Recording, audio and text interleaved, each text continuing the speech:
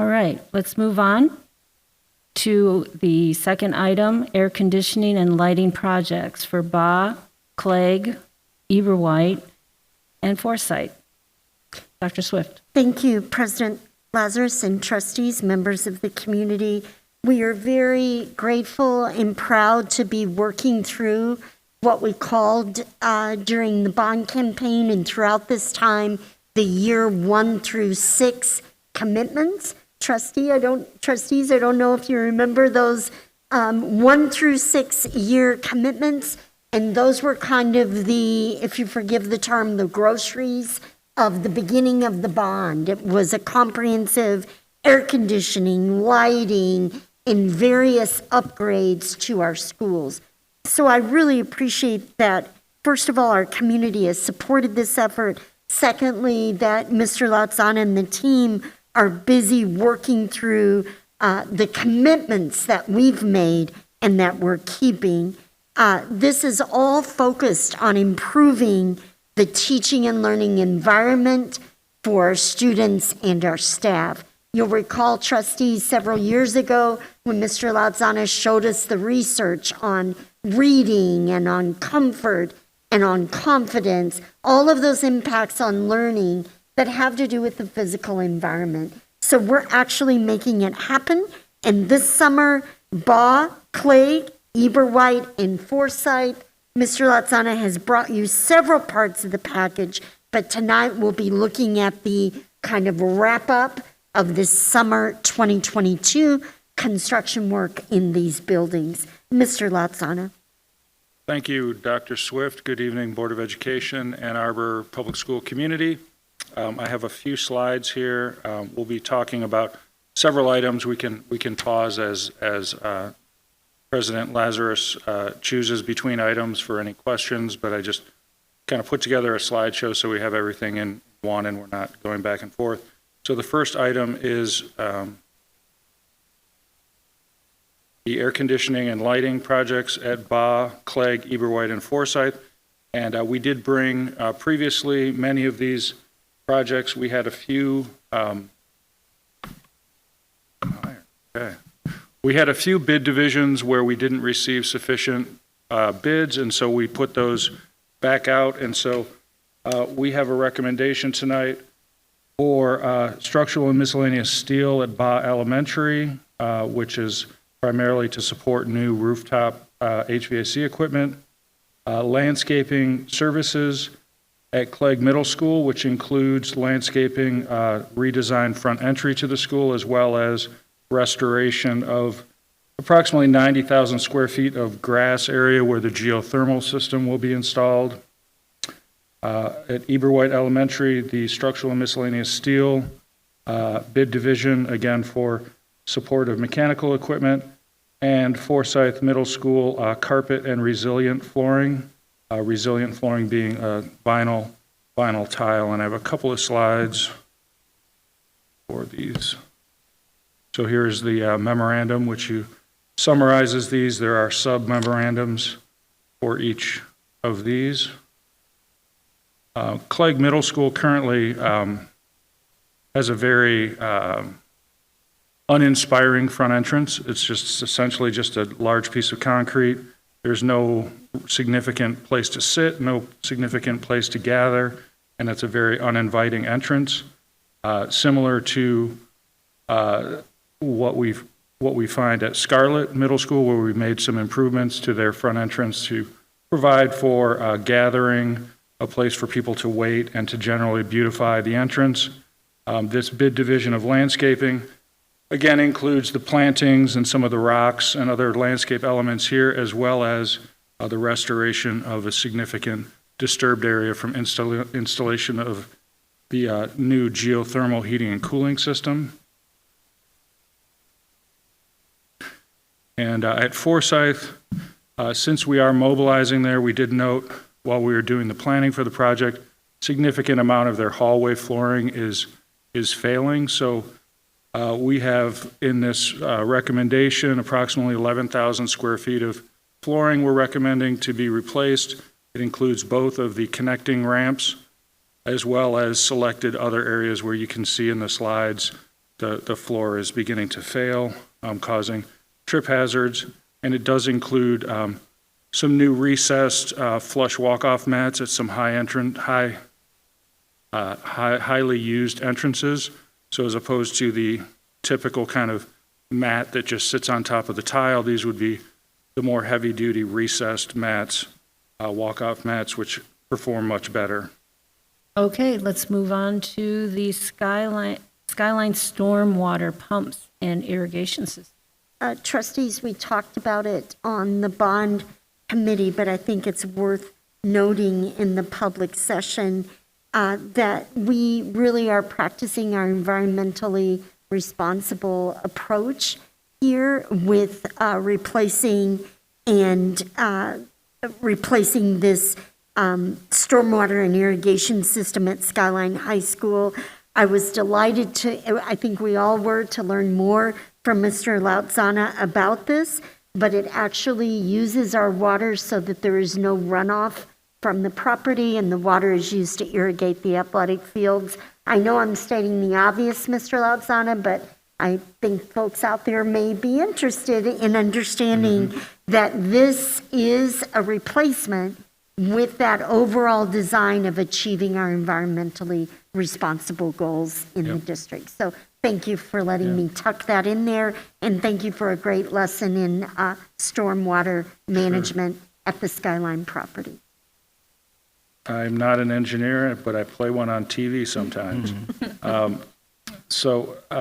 Due to suspected impairments in the stormwater and irrigation system at Skyline, we hired some civil engineers to take a look and assess the design and operation of the existing system.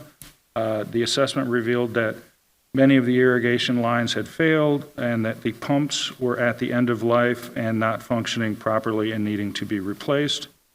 This stormwater system and irrigation system serve several functions, retaining stormwater in heavy rain events to alleviate downstream flooding, cleaning parking lot pollutants and other things from the water stream, as well as providing all of the water needed for irrigating the athletic fields. And we use no municipal city water for the irrigation at Skyline High School.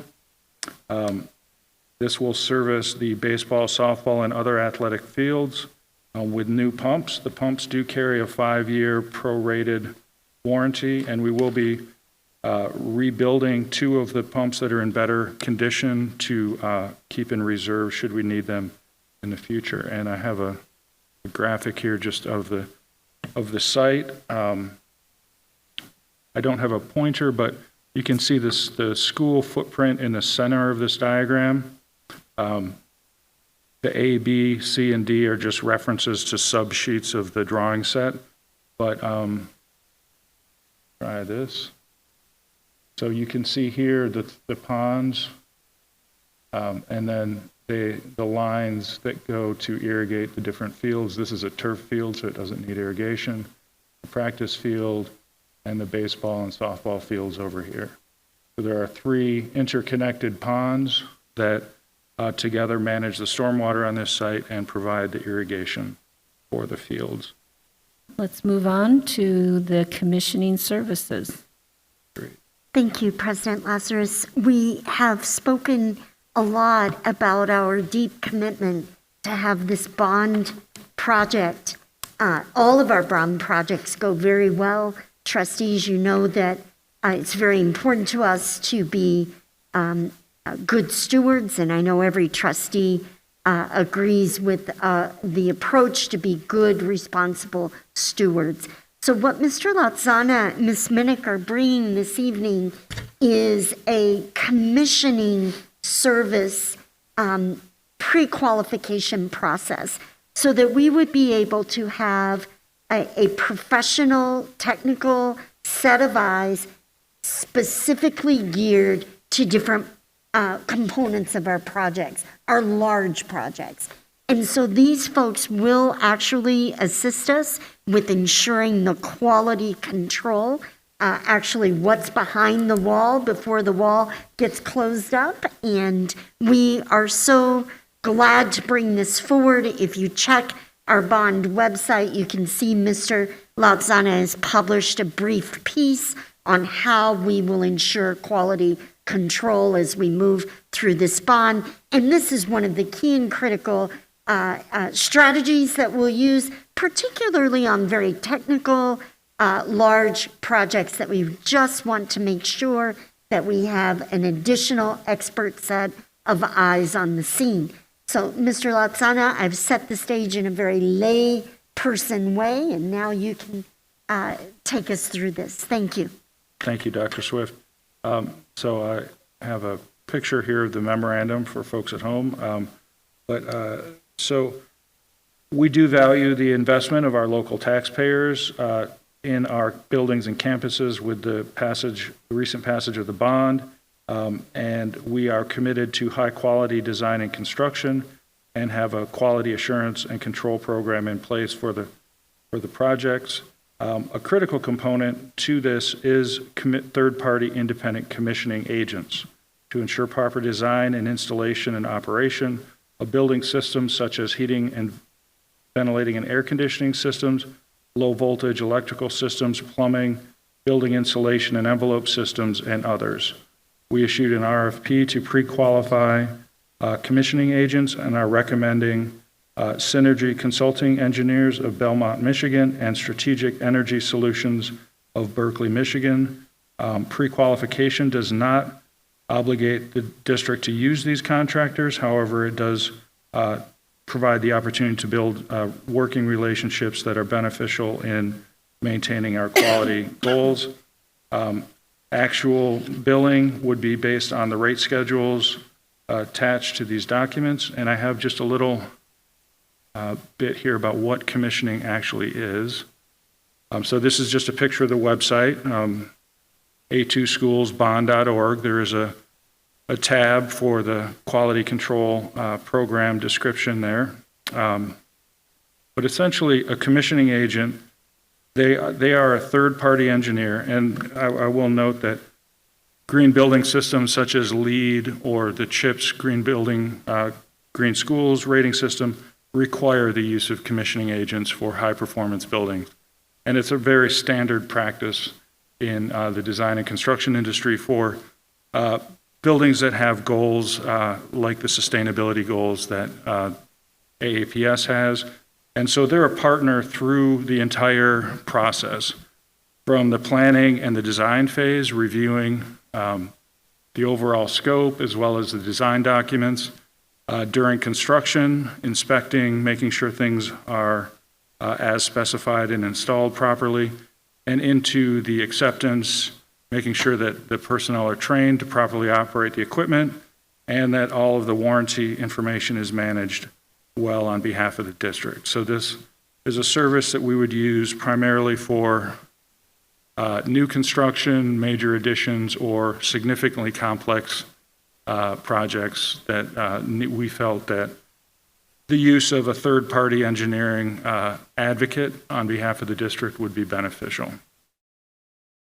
Let's move on to, thank you, Mr. Latsana, on that. To the next one, Pioneer High School audiovisual equipment and theatrical lighting replacement. Thank you, President Lazarus.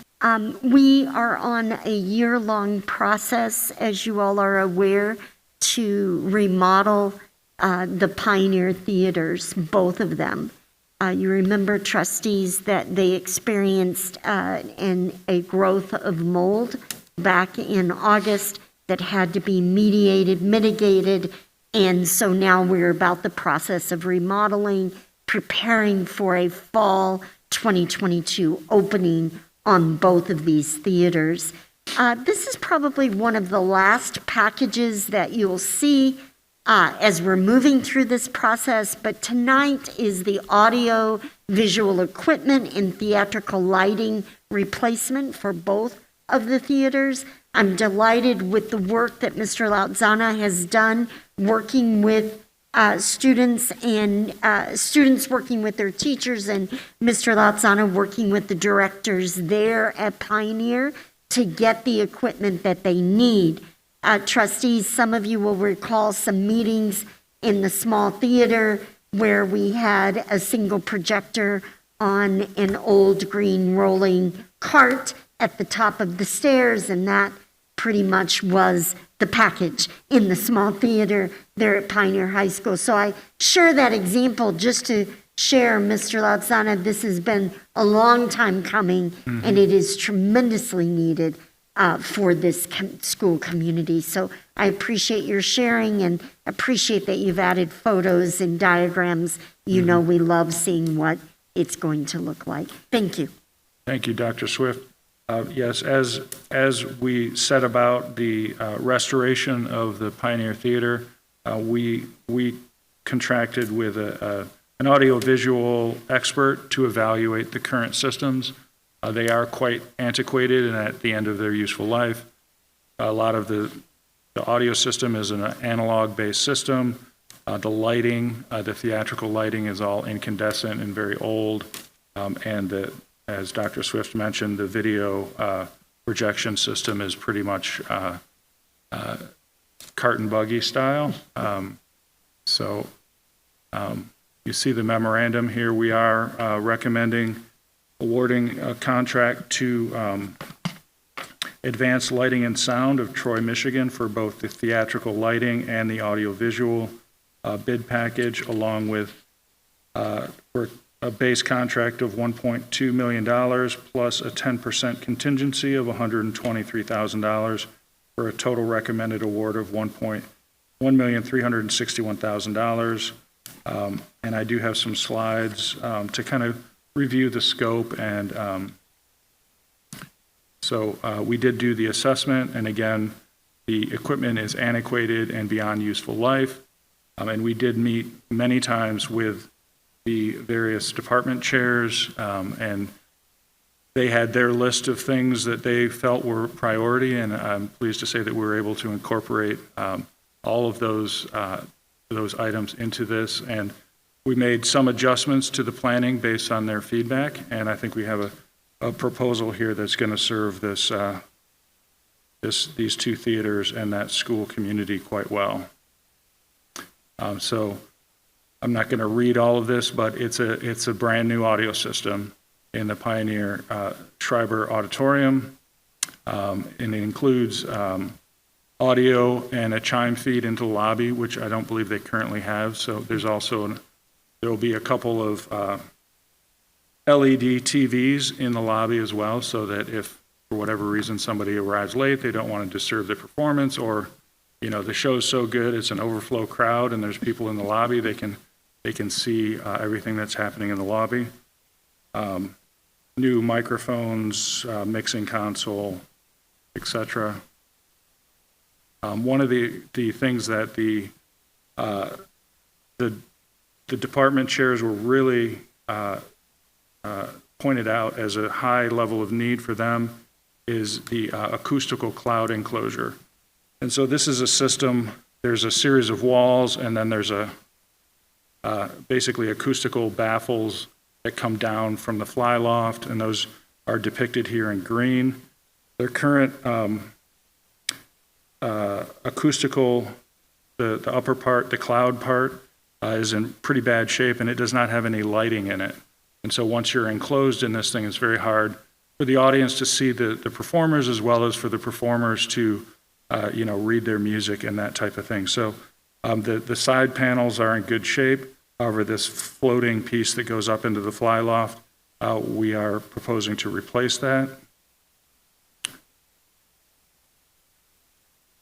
The video system in the Schreiber Auditorium is a significant upgrade. There'll be two large 16-foot by 9-foot LED walls installed on either side of the proscenium or the stage, as well as a high lumen projector for a drop-down projection screen in the center of the stage, and a new camera system for live streaming, as well as to show what's going on in the lobby. There'll be those a camera in the Schreiber as well as in the Little Theater, and then a complete replacement of the theatrical lighting system. I have sort of so here you can see an image of, I know it's a little small on my screen, But you can see where the projector would be mounted on the balcony here. And this is the projector. This is a side view, so here's the seating and the balcony, and the projector would be here for the center screen. And this is looking straight at the stage. Here's the center screen, which during a lot of times would be out of the way, but you would still have these two side LED screens available. And that looks, we made a little bit of a rendering, so during a performance that would look something like this. So there's the two side LED screens and then the performance in the middle. And if you wanted to, I don't know, show a movie or have sort of do a PowerPoint or something like that, you could also drop down the screen in the center as an option. Similar in the little theater, audio system replacement, new microphones, the camera system, and we will replace their existing projector with a new, which is really not working very well at all, with a new high lumen output projector and some new lighting in there as well. And that's the end of that presentation. I will note that we anticipate having one more item on this, and that will be the carpeting. I think it's either currently out or it'll be out to bid soon, so that'll be forthcoming on this project. All right, thank you very much, Mr. Lozano. Thank you. We'll look forward to second briefing next 2 weeks from now.